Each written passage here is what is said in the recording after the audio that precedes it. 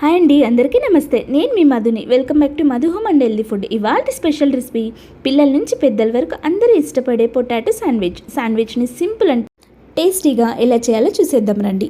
ఇది evening స్నాక్స్గా try చేయండి. ఇంట్లో అందరు ఇష్టపడతారు. ఇంకా ఆ ప్రాసెస్ ఏంటో చూసేద్దాం రండి.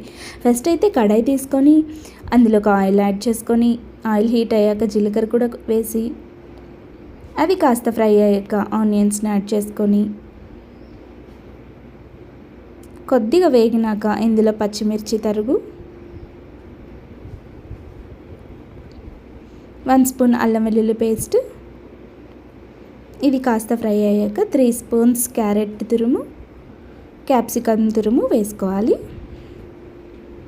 ఇలా బాగా ఫ్రై చేసుకున్న తర్వాత తగినంత సాల్ట్, పసుపు కూడా వేసుకోవాలి. ఇవి ఎక్కువ ఓవర్ కుక్ అవ్వాల్సిన పని లేదండి. కొత్తిమీర, కరివేపాకు తురుము కూడా వేసుకోవాలి.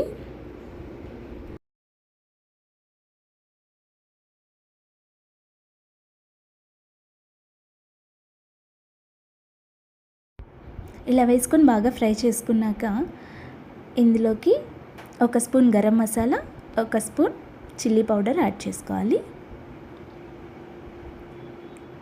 ఇది కాస్త ఫ్రై అయ్యాక ఇందులోకి నేను 2 పొటాటోస్ని తీసుకున్నాను. అది బాయిల్ చేసుకొని మ్యాష్ చేసి పెట్టుకున్నాను. ఆ మిశ్రమాన్ని ఇందులోకి యాడ్ చేసుకోవాలి.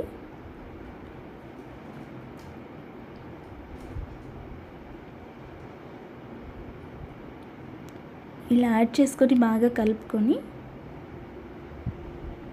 పక్కన పెట్టేసుకోండి.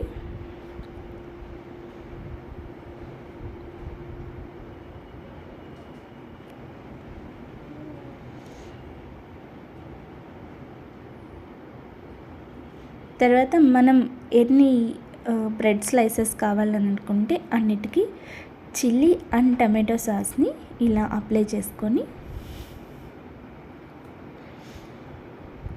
ఇందులోకి ఆ పొటాటో స్టఫ్ని నీట్గా ప్లేస్ చేసుకోవాలి.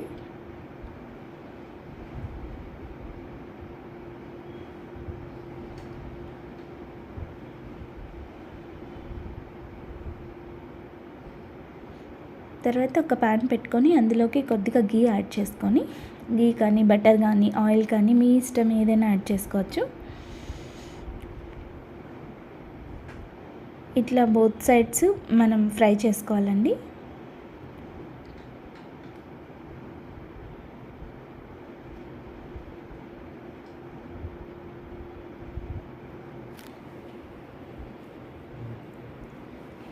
అంతే అండి, ఎంతో టేస్టీగా ఉండే శాండ్విచ్ అయితే రెడీ అయిపోయింది. ఈ వీడియో మీకు నచ్చినట్లయితే లైక్ చేసి, షేర్ చేసి, సబ్స్క్రైబ్ చేయండి. Thank you.